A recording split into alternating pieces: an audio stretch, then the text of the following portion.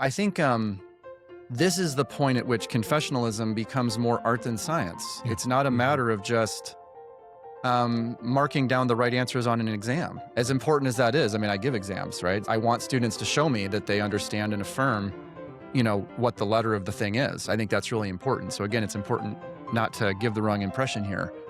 But I also think there's a way of reading the scriptures. There's a way of preaching the gospel that the confessions model for us. And to be a confessional Lutheran is to go on in that way. Welcome to Cardigan and Collar. I'm Maurice Lee, pastor of Holy Trinity Evangelical Lutheran Church in Abington, Pennsylvania. And I'm joined once again, to my joy and delight, by the Reverend Dr. Nathan Yoder, pastor of St. Martin's Lutheran Church in Maiden, North Carolina, and as deployed faculty of the North American Lutheran Church, the director of Lutheran Studies at Gordon Conwell Theological Seminary in North Carolina. Thank you for the invitation, sir. Well, it's so great to have you. We are in the process of considering Dr. David Louis' lecture at the 2025 NALC Pastors Retreat on confessions and confessionalism as a way into riches, part of a larger theme of generous confessionalism. And we hope that you listeners have taken the opportunity to hear that lecture if you hadn't already. But consider this a continued encouragement to go back to that and to the themes and topics that were raised by that lecture. David, it's so good to be talking with you now, not specifically as host, but as guest and as interviewee. And in a studio of sorts, Indeed. Also known as my office here, but not across a computer screen in any case. It isn't obvious, but I'm sure, but we're surrounded by books, as should be the case. And so it's a great environment to be in. Riches. Riches, indeed.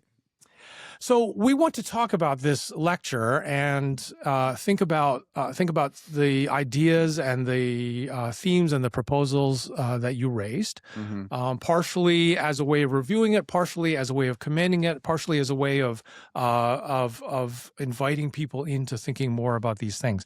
But as we've said, your particular talk given at this pastor's retreat was the first and leading in the introductory lecture to the whole retreat and to the whole theme, and you were also part of the I think you were part of the planning committee for that retreat. Yes, in 2025. Do you remember? And can you tell us a little bit about why you and the planning committee thought that generous confessionalism was a theme worthy of being lifted up? In this retreat?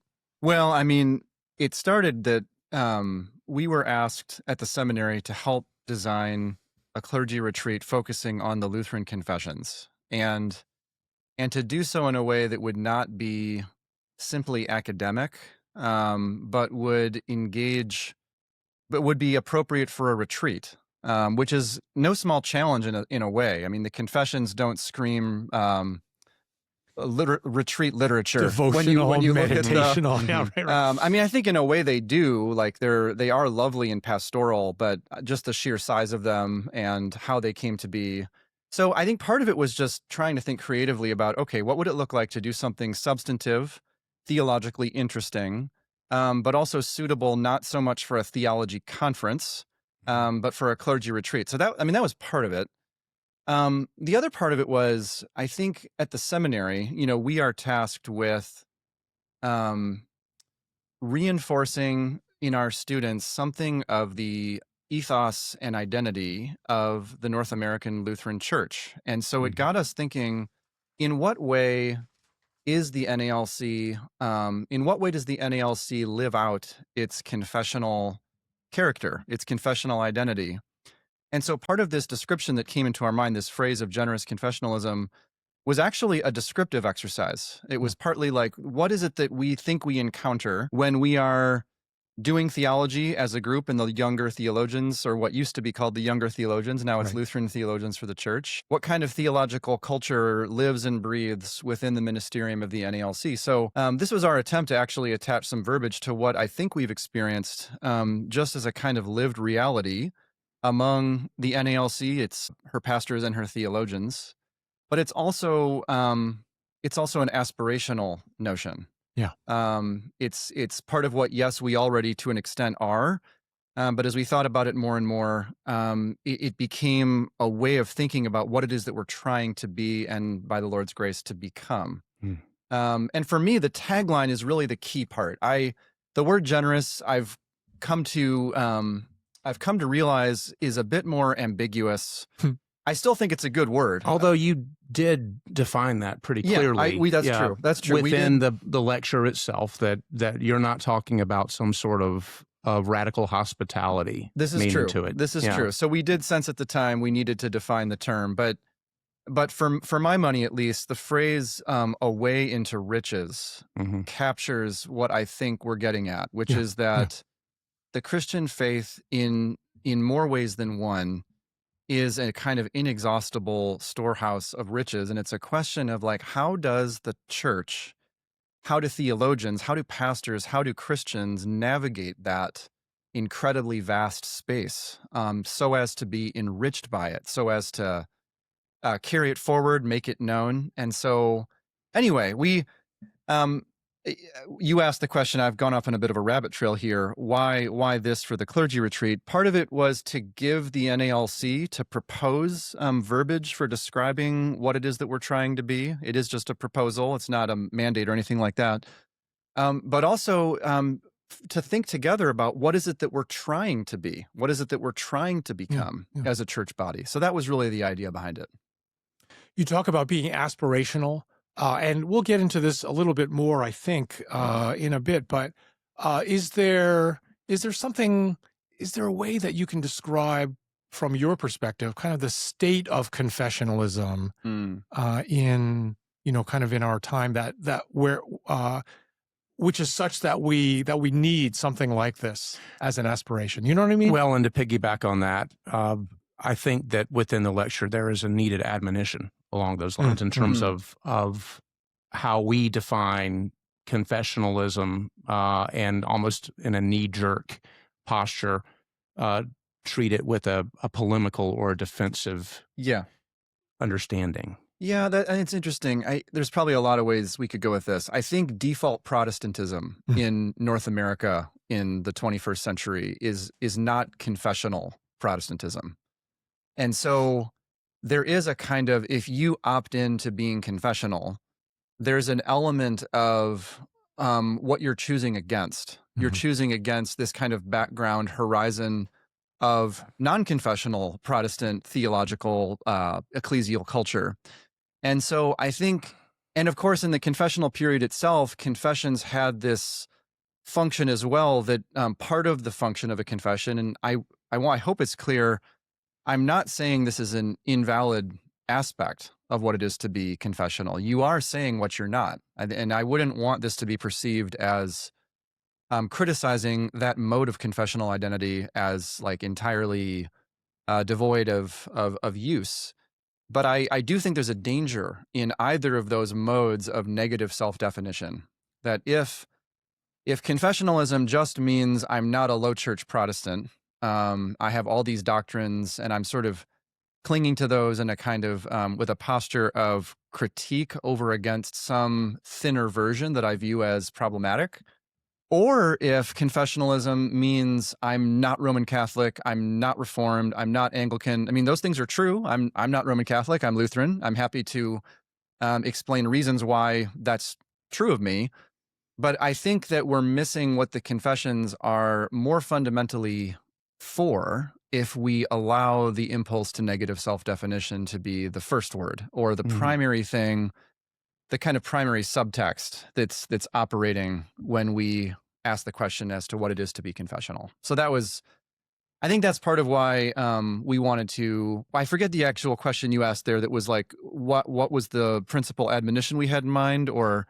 I threw the admonition. Sorry, there, I think in between your questions, his word was aspiration. Yeah. And my word was admonition. Right. Yeah. And both of those they're two sides of the same coin. Right. And I guess the question is, what are we about? Yeah. Right. What's the end game here? Right. What are the confessions ultimately for? They have many subsidiary functions. they represent a lot of different things, but where is the ship aiming? Right. And so that's the aspirational part of this. And so part of what I hear you saying in terms of aspiring to the kind of generous confessionalism that you're describing is that it is an alternative to this kind of non-confessional Sure. Protestantism that doesn't have that resource. Yep. And the kind of confessionalism, I think we'll talk about this more in a bit, that It's is a corrective. purely defensive. Yes. Yeah. Right. That's exactly right. And he used the word theologically anemic, I think. Right. Yep. And Well, before I jotted that, before I got to that part in the lecture, I wrote down myopic. Yeah. You know, I think I'm getting way ahead of the group here, but the you list 3 postures at the end. Yes. And or prior to listing the 3 postures, you talked about recognizing potential pitfalls. Yeah. You know, and following up on your parable of going to a city, you want to know where not to go. Yep. Well, I say traditional, the stereotypical confessionalism over againstness sees one aspect of that, but it's one-dimensional. We don't see the other difficulties that are there. Yeah. And I really appreciated your insight that a generous confessionalism is going to point to not only those places that are universally recognized by the Orthodox, but places that we otherwise do not need to go. Right. That or need to do so with a great deal of care. Trepidation. Yes. Yeah. That an over against posture is going to pull the wool over our eyes on. So. Yeah.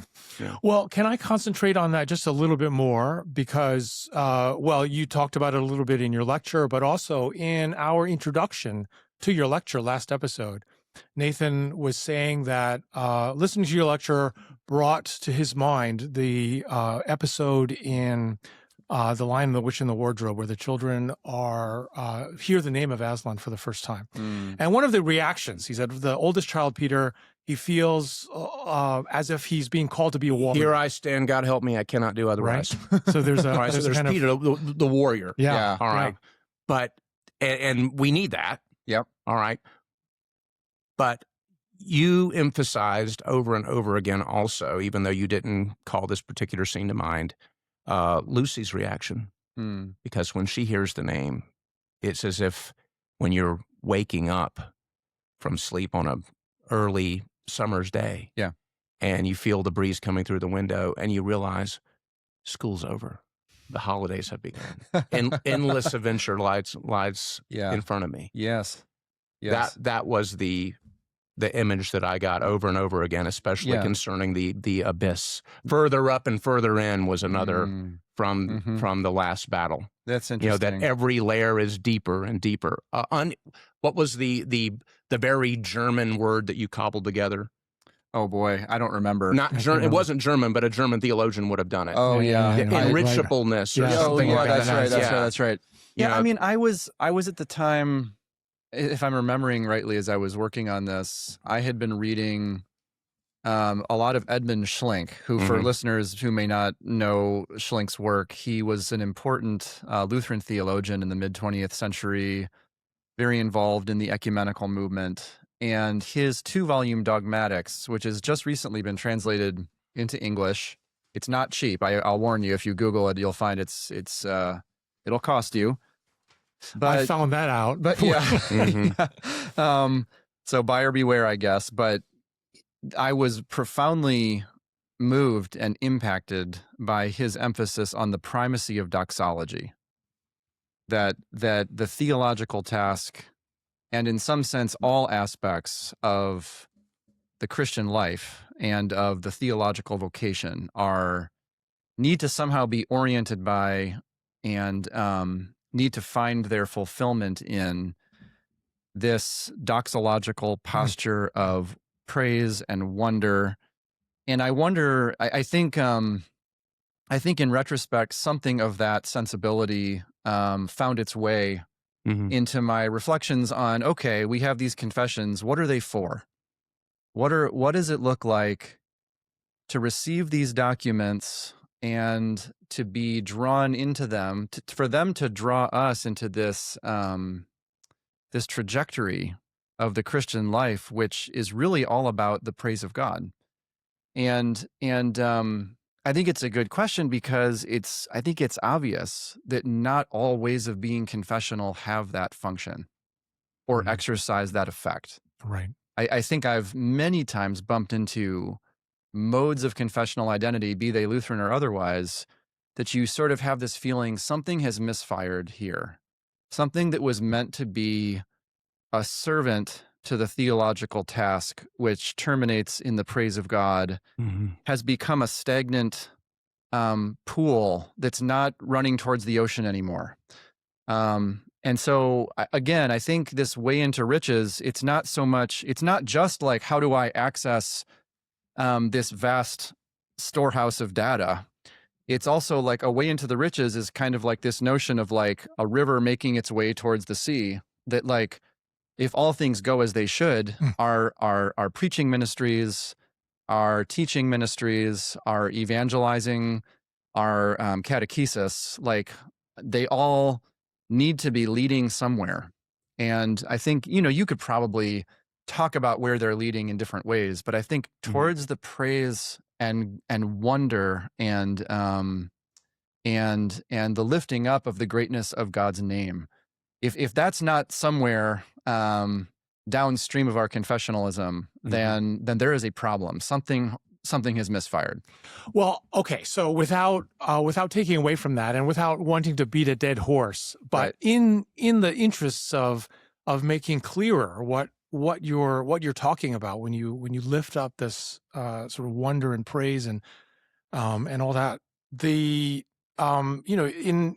your lecture you talk about having experience with students who basically come loaded for bear, right? Yeah, they're ready they're ready to the fight. phrase that I wrote down.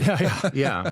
And that's their way of being confessional. And you say in the lecture, it took 6 months for these students to calm down. But that seems to me to say, and again, sort of going back to this image of Peter, that there's something common about that. There's something I can identify with that. And we can, many of us can identify with that. What is it, do you think, that makes that so, that form of confessionalism, which we're going to say in a moment is important. Just Peter, but not Lucy. Right. As a dimension, what makes it so attractive to reduce confessionalism to that sort of defensive fortress? Yeah, sure. Yeah, I don't want to be glib or unduly critical about how we talk about this. There is such a thing as in pernicious error. That is, and it is utterly critical for the church not to be asleep at the wheel, for her theologians and her pastors. One of my favorite quotes from the early church, I believe it's by Boniface. He's giving this admonition to pastors, and he says, like, don't be like the watchdog that doesn't bark when the thief is at the door. Don't be like the captain of the ship who, when there's a lot of chop in the water, like jumps on the first lifeboat. Or Paul to Timothy, guard. Guard the good deposit. Guard the deposit. To you. Yeah. It's, I sometimes think, I use the image of, if orthodoxy is like a cistern, like we're trying to protect the life-sustaining water of the pure gospel, and if you don't keep out contaminants, I don't care how good your cistern is otherwise, it doesn't do the job. And so I want to absolutely affirm the impulse that there are strains of false teaching that if we do not identify and root out, cause souls to shipwreck, right? And I think the stakes are very high. So I want to make sure I say all that, because I don't want to be misunderstood as sort of somehow generous means we're just, kind of letting it all in. Well, using your well analogy, you're keeping poison and other things out of the well. Yeah, absolutely. And so but if you never dive in, that's true, right? Yeah. There's a flip side to the analogy as well. Yeah. But I think, so that's the charitable way to answer your question, Pastor Maurice, which is, I think people are taken in by that mode of confessionalism, partly for understandable and honorable reasons. Because it's so important. It is in important. some ways, yeah. And maybe, and maybe it's the memory of how a church or a church body, or, there's sort of a sense of an imminent threat that's at work. But I also think that the vastness of the Christian faith is destabilizing to us. I think that human beings naturally want a world that makes sense and is manageable and that I can sum up easily. And I don't want to, keep it simple, stupid, right? That's the kind of motto that I think a lot of us, we yearn for a world that we can just sort of get our hands around. And I think that impulse is also at times very pernicious. And so there's an irony. Pernicious is probably the best word for it, because sometimes in our desire to find a simple world of Christianity that we can wrap our heads around, we actually trade the vast riches of the Christian faith for something that is very thin and very brittle and much more likely to break, which is ironic. That is interesting. And also is not very nourishing, right? Because it's not giving you the full breadth of biblical teaching, the full breadth of the wisdom, the accumulated wisdom of the ages. What you're getting instead is sort of like, one small trickle of this vast fountain. And, it's I don't mean to overdo the rhetoric on this, but like most heresies, at least the ones before modernity, were people saying true things in a loud and disproportionate way. And so it wasn't really the case that, say, bracketing it in terms of the world. Yeah. So like, take some of the Trinitarian heresies. It's not incorrect that God is one. That is a true statement.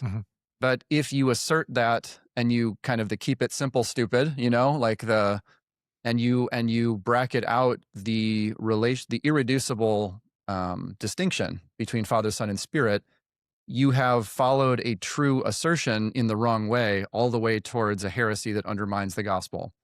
And so I think that there's an understandable impulse. Mystery is unsettling to us. Vastness is unsettling to us. But maybe Lucy would be a good teacher here, that vastness is also a place of adventure. It's a place of, there's something about a vast place that nourishes us. I didn't want to keep going back to Lewis, but I just teed it up for you. Well, he is good, but not tame. Right. The lion. Sure. Yep. You also, in what you're saying, David, make me think that it is possible, right? It's very imaginable to take the confessions as the lifeboat that keeps us from sort of getting lost in the vastness, but to make even the language, the ways of expression, the kind of the particular choice of topics of the confessions as it. Yes. That's all we need to know. That's right. Right? Yeah. No, that's right. We forget these are contextual documents. Yeah. They're responding to particular things, particular challenges, and therefore they're always kind of presupposing a larger horizon than they actually jot down on paper. And I think actually all creeds and confessions are of this kind, because no creed or confession has for its intention that it would displace or make unnecessary the more fundamental pedagogy, which is that God himself has given us, the Holy Scriptures, which Luther himself, he constantly emphasized the inexhaustibility of the Scriptures. I was just reading this last week, one of his postal sermons from when he was in exile, and he concludes like the first edition, which he didn't want people to produce, of course, by saying, he's saying like, basically like, look, if these sermons are helpful to you, that's great. But like learn to get comfortable essentially with the inexhaustible fullness of the scriptures. You can read back and forth in them your whole life and never really get more than 6 inches deep in the ocean, you know? And so he's constantly in this sort of self-effacing mode, trying to tell people, use theologians, right? Use resources, but they should always, you're not using them well if you are interrupting the feedback loop that takes you back, this time a little more deeply into the scriptures, right? So you read Athanasius, and now, oh, I see a little more of the biblical horizon. Then you read someone else, and it's always that kind of leading back in. If that dynamic gets interrupted, that's when there's a problem. That observation you made about the Psalms being inexhaustibly deep. Yes. That was wonderful. So thank you for that. Yeah, it's a recognizable experience for Christians that have undertaken the discipline, I think, of reading the Psalms. It's like, how is it that this is there's still like an experience of surprise and delight? Lift up any other human author. I think and eventually, Lewis are included, and many of our other favorites. Yeah, you're going to get tired of them. They get stale. Yeah. So we're going to keep coming back to this idea that the confessions point toward something other than themselves. They're meant to lead us into the riches of faith, into the riches of God, into the riches of Scripture, the tradition, and so forth. But it does bring up the question what our relationship as confessional to these texts is. You've already said that they're historically located. They aren't the same as Scripture. And yet you remember your illustration at the very beginning of the lecture. Everyone who's ordained in the NALC says that they will have a particular kind of relationship to these texts, these confessional texts. Can we say more about what that looks like? Yeah, because it's easy to imagine on the one side saying, well, they are these products of 16th century, right? You know, the things that we no longer assume and no longer believe, so we're going to leave them aside. And of course, the other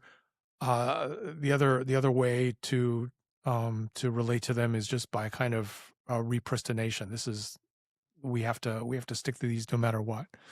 Yeah. Well, I mean, I guess the place to start would be it's certainly not less than, to be a confessional pastor is certainly not less than.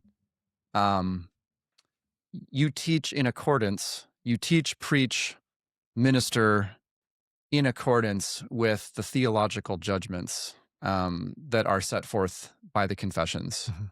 And so there's a lot, I think, of good conversation to be had about like sort of what's the relationship between the theological judgments that the confessions properly convey and the manner in which they convey them, the assumptions that they make about their opponents, sort of which are the backdrop against which they make those. I mean, I think there is plenty of space for us to reflect. And even the most rock-ribbed confessionalist can't sidestep those sorts of complexities. So I don't want to give a kind of simplistic answer to those tensions.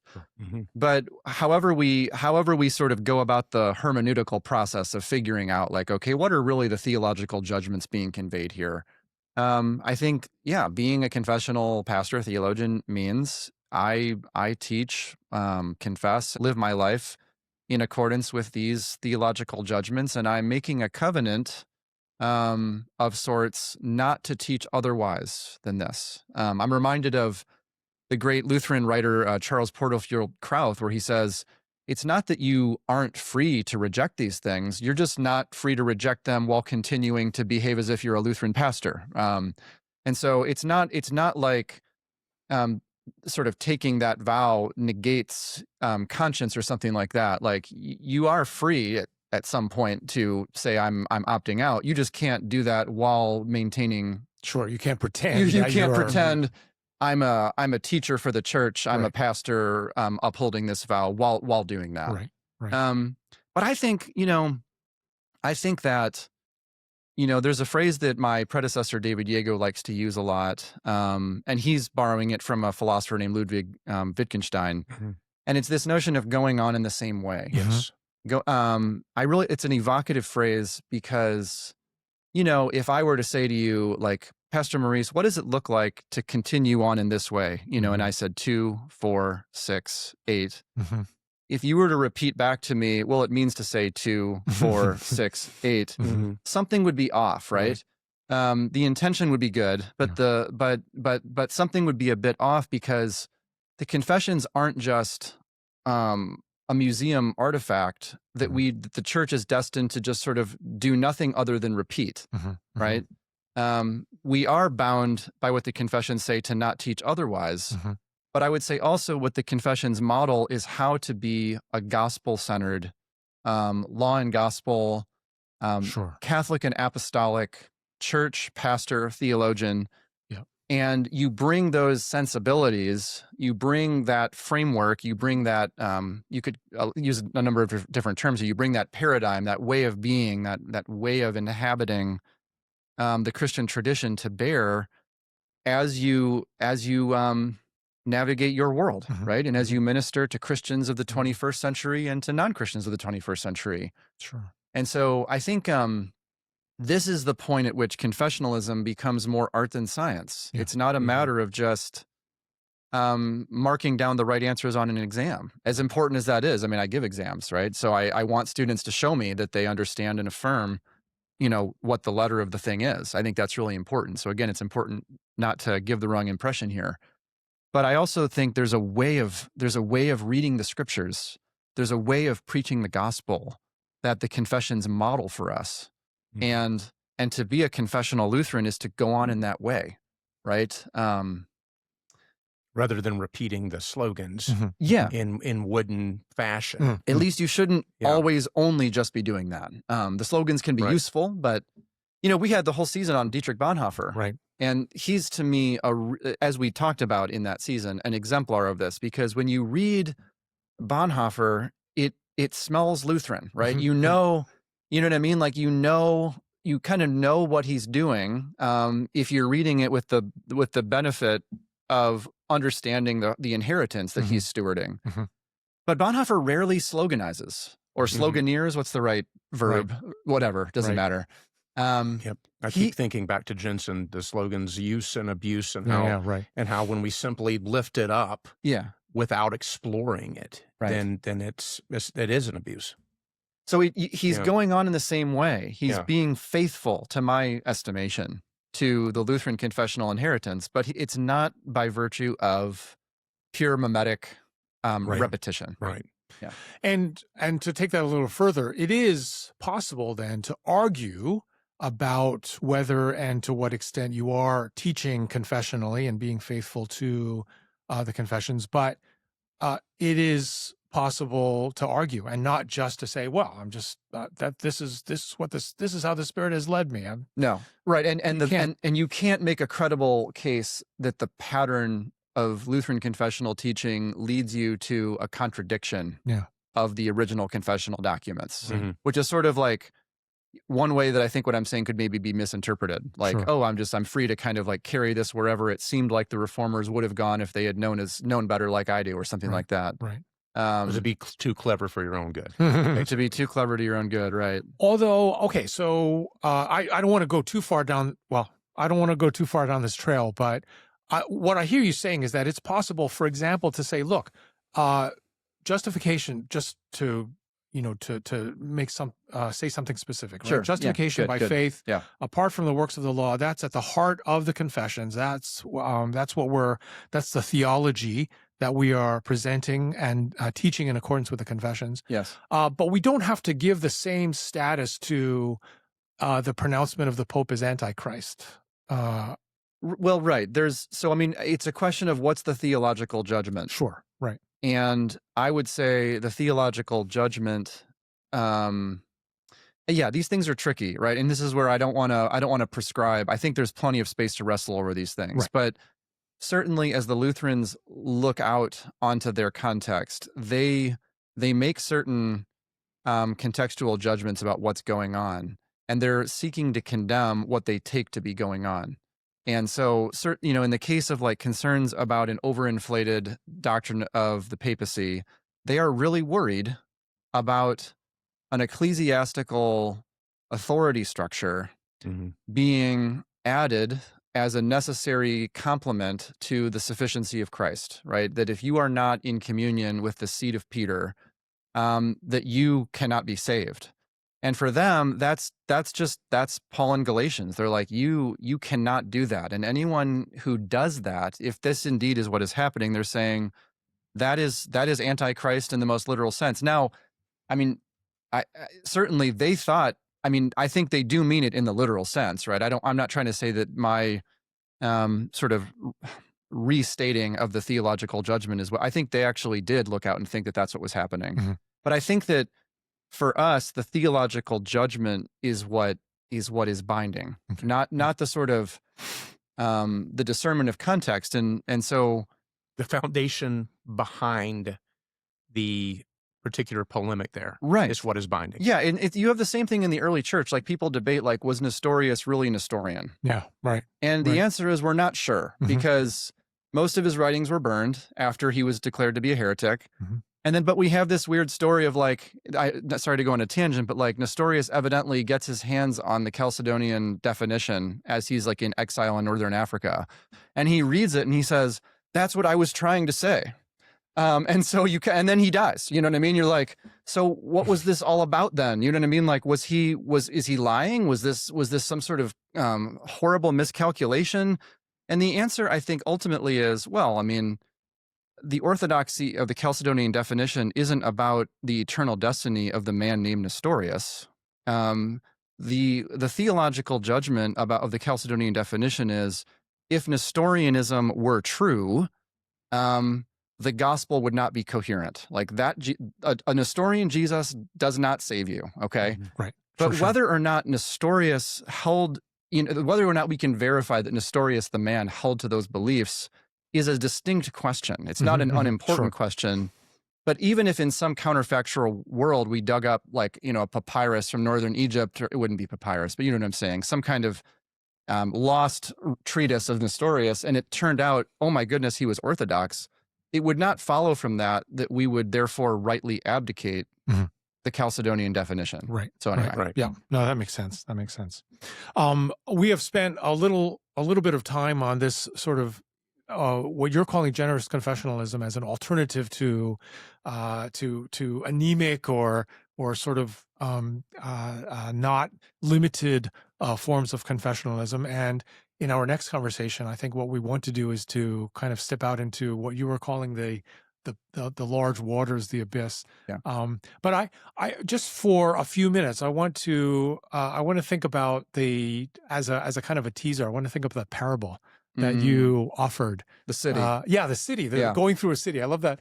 I love that idea. And your claim is that the confessions, far from limiting us to particular turns of phrase or particular way of doing things, is a kind of an opening to a much larger vista or a much larger exploration.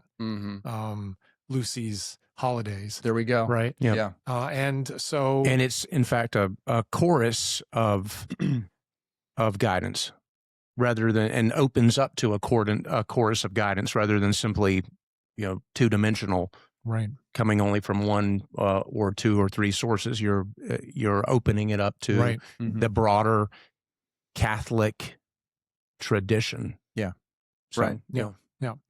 And this is where you want to make the connection to this word generous, or this adjective generous. You're saying that the generosity of generous confessionalism is primarily in its inviting to us, and it's guiding us through this huge treasure trove. Right? I would say that there's multiple connotations for generous. This is part of the problem. It's part of the advantage. Intentionally, that's how you. Yeah. That yes, there is a missional aspect. Yes, there is an evangelistic aspect. Yeah. But there's also the absolute wonder of the knowledge of the gospel. Yes. And the multicultural response to the gospel that then in turn becomes a sacrifice of praise that further guides us in the truth. Yeah, right. So I've very much appreciated that exegetical incorporation of revelation there that you offered, in terms of the nations of the world, the kings of the world, bringing their treasures into the New Jerusalem right now, eschatologically. Yeah, and each time that happens across culture and time and history, the church's apprehension of the mysteries of faith becomes wider and deeper. That analogy, I'm really trying, the heart of the analogy is trying to walk a balance between, on the one hand, sort of asking the more fundamental question of why be confessional at all.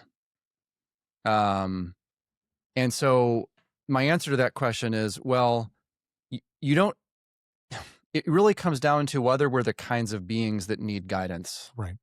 And whether the reality that we're seeking to navigate is the kind of reality that's big enough and wide enough and deep enough that that there's the possibility of getting lost in some way.